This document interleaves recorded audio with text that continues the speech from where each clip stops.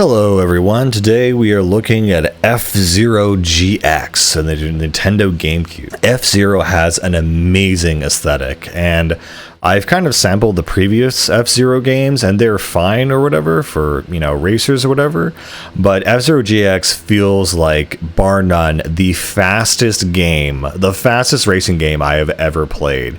It really is a testament to the skill at Nintendo at this, time, where, it just was insane what Nintendo was able to kind of pull off with this kind of racing game. And in fact, I think there are even arcade versions of this game, which are considered the gold standard for just reflexes and whatnot. I guess just speaking of that, the craziest thing I've seen is probably speedruns of this game where, specifically on the second mission, if you go off the edge, you actually get a little boost, and this guy was constantly going near right off the edge and getting a little boost, and just insane things. And that's the other thing I do have to say about this game, is that the main campaign and the main story is is really hard. It is really ridiculously hard. There's been a lot of very funny rage posts about this game over the years, and I have to admit that this is one of the few games where I did literally quit. I basically got to the very final boss where you have to race God, more or less, and I was like, I'm not doing this, mainly because there were no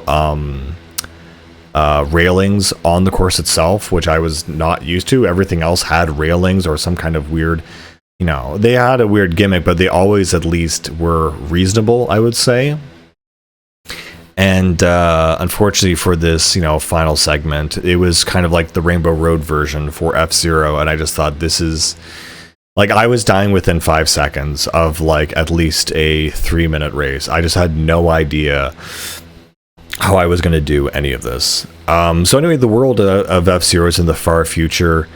You play as Captain Falcon, who is this racer slash mercenary, maybe? I'm not exactly clear what his other profession is. And so he basically races around, these futuristic race tracks. Essentially, these race gear, machines or vehicles are kind of considered to be extremely fast, but at the same token, they are incredibly fragile. And so, it's very common to see a lot of racers burn out or, get retired or whatever.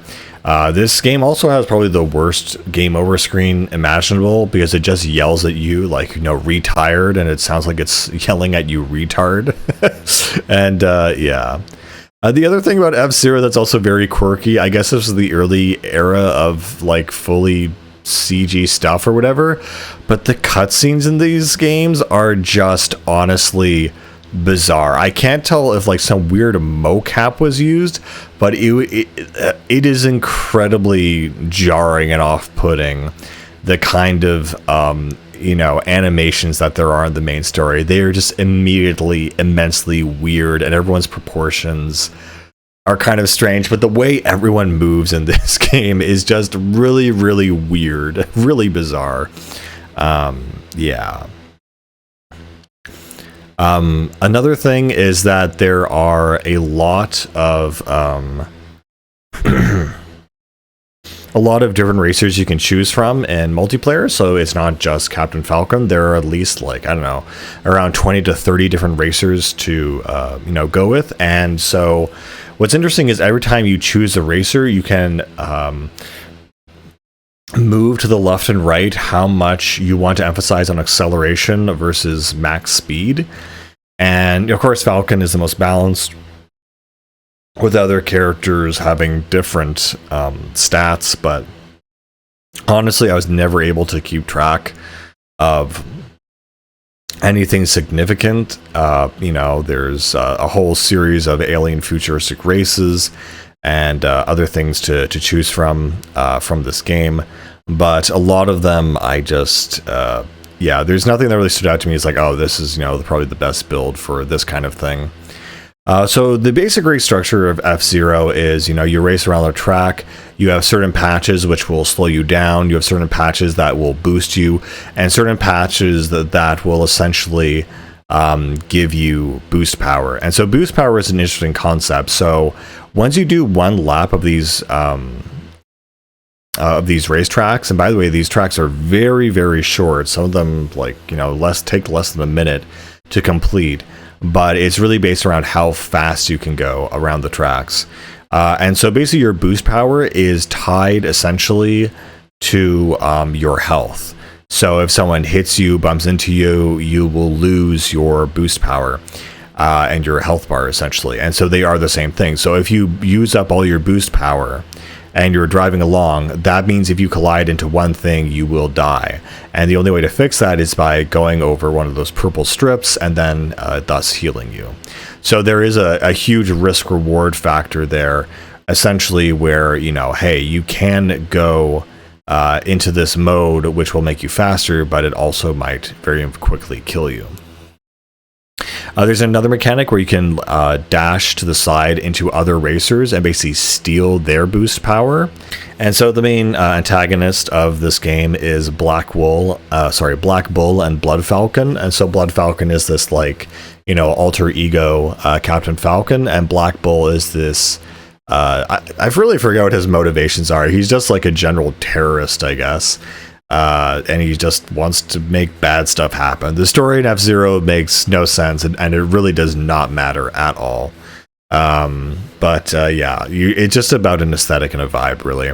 And speaking of which, this game has some great tracks, some really, high techno rocking tracks, some really cool moments that are a lot of fun.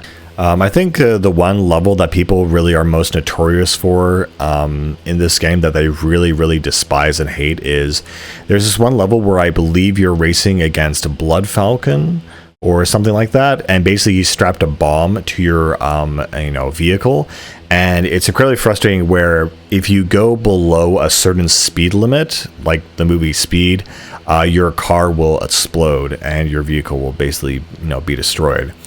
And so a lot of people despise this mission because it's just so ridiculously hard, almost impossible, in the sense that you'll be on these very narrow roadways, and basically if you hit the sides or walls of the track, you'll slow down enough so the bomb explodes. Or I might be misremembering it, that if you bump into anything, the bomb will go off.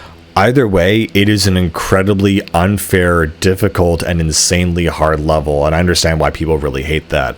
But what's very funny is that people don't really talk about the final level of this game, because again, there's no railings, and you have to fight basically this time boss god ghost, which is just too much. I literally had to walk away. I mean, the bomb strap thing might have taken me a day to beat, or the stupid amount of time. But the final mission, I just thought this is going to take me like a week, if that. If you expect me to beat this boss, it's just not happening. It's insane. I also forgot you can also press the Z button to basically spin out of control, physical maneuvers to take out opponent cars and stuff. And getting the hang of it is really hard and interesting at first, but once you get the hang of it, it's very understandable. And of course, I forgot to mention your boost power only activated, of course, once you've done one lap. I really like Mute City, or the beginning city level in this game. I think it's really cool and a lot of fun, and really sets a good tone. I don't know. Again, this is another series kind of like Star Fox that I feel like Nintendo has just completely abandoned. There is no sequel after F-Zero GX. This was the peak on the GameCube, and then they just ignored it. The last thing I think they did was F-Zero 99, when you play classic NES F-Zero, or SNES F-Zero rather, and as they're going around, the track, you basically have 99 different players that all kind of come together like a battle royale thing.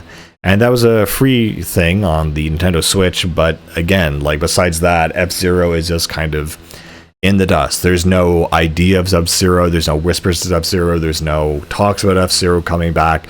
This was it. This was the game. And I don't know what else to say about that. It's just a shame that, again, Nintendo has let a lot of its IP just kind of sit and rot in the background in the back room. I mean, maybe they have the professional standards to know that they can't make a better game, possibly, and they want to basically avoid that, scenario where they'd have to ship a bad game. I really can't say. I don't know. but I could tell you that there is still a lot of love and admiration for games like this, essentially.